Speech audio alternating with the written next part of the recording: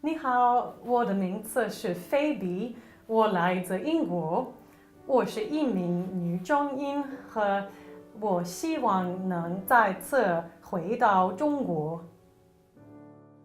Hello, I am Sarah Hutchinson, a director of Sister Sarah Productions. We make performance and do outreach work for positive change.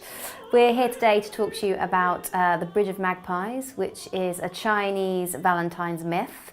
We're going to be staging it with opera, dance, storytelling. It's going to be a spectacular performance, bringing lots of elements together. Also, along with the performance, we would like to take the show into schools where young people can learn about opera, Chinese culture, learn songs in Mandarin. And ultimately, we'd also then like to take performance to China and expose Chinese young people to it and for them to learn songs in English. So that's the ultimate vision. Just to tell you about how I became involved in this as producer and director.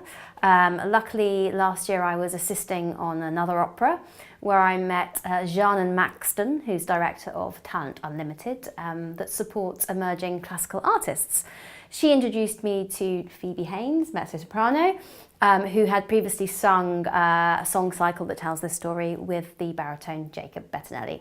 So we all got together and that's where the story continues. So I have Dr. Hong Lu here, who is from the Chinese Education Development Project, who's also collaborating with us to make this production happen.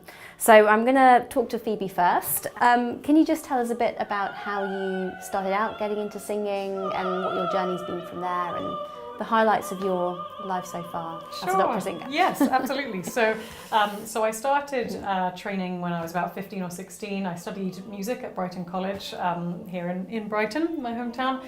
And I then trained at the Royal College of Music, the Guildhall School, and the University of Cambridge. And then some of my most formative artistic and cultural experiences actually have happened recently in China, where for 2 years I've been a part of ISING International Artists Festival, which is the only young artist festival for opera singers in China, and it introduces Western singers to Mandarin as a lyric language as well as a spoken language, so a language that we both speak and sing in. So I always say kind of my passion in life is opera, but my passion within my passion is accessibility and outreach and education. My undergraduate degree, in fact, is in education. So I am always looking for ways to make what I do, to make opera and to make classical music accessible, especially to young people, because they are our future, right? So Fantastic. Yeah, so and I've done a lot of work with English National Opera Baylis in that capacity. We go into different schools, we work with a youth program and a youth company, and it's all about making music, basically, singing operatically, singing well, but creating stories and telling stories that are relevant to people.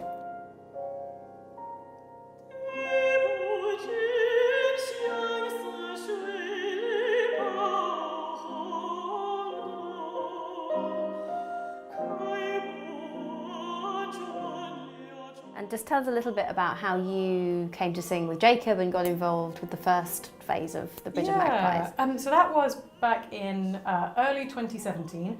I had been working with John and with Talent Unlimited for a couple years. They had supported me through my master's degree, and yeah, this opportunity came up where Freya Aitken-Turf from China Exchange had actually written this amazing narrative piece about the Bridge of Magpies, and I think it was in fact her idea to have it as a sort of curated song cycle concert. So at that point, Janan knew that I had sung and worked in China, and then so she asked me to sing in that. And I think I knew Jacob prior to then, but that was the first time we had really collaborated, and we have a lovely chemistry, I think, as collaborators. So. Great.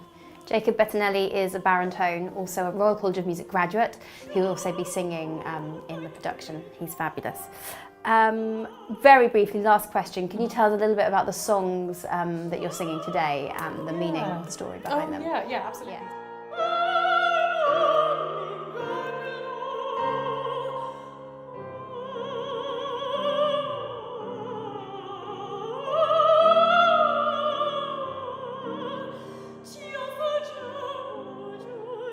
Today I chose two Chinese art songs about which I feel very passionate. I imagine myself to be kind of a noble woman that's gone through a really tough experience, and she's saying the tears are flowing from my eyes like red beans. I can't forget all my worries. I can't eat anything or drink anything that people are giving me.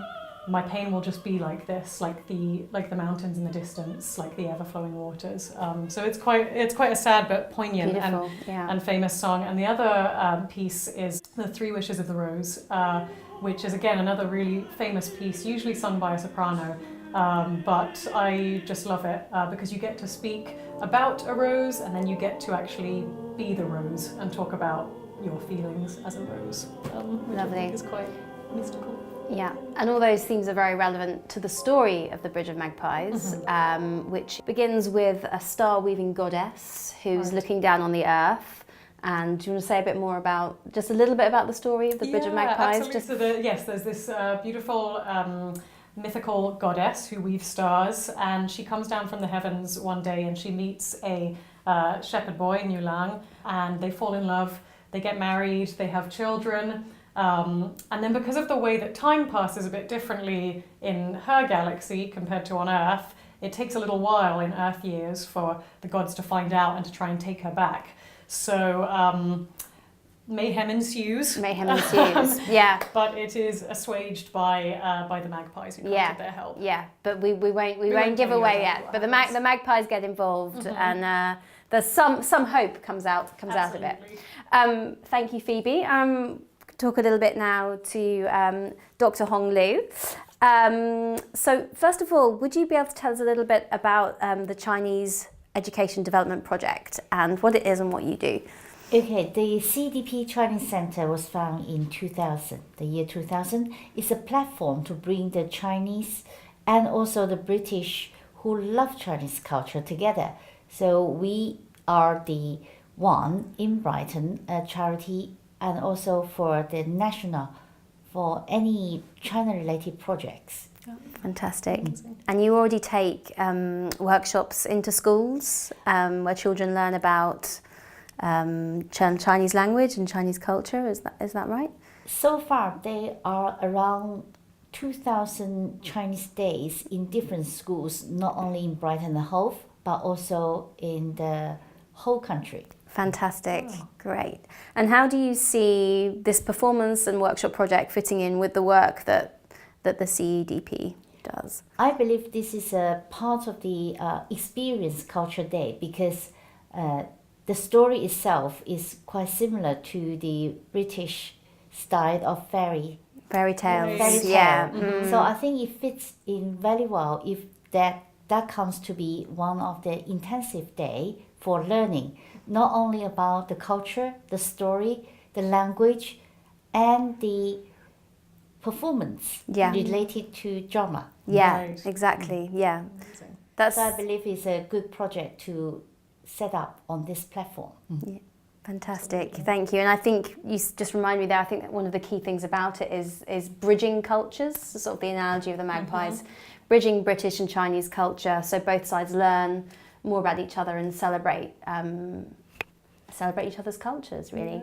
Yeah. So we're in the very early stages of this project. We're inviting support, sponsorship, any help in promoting and developing it.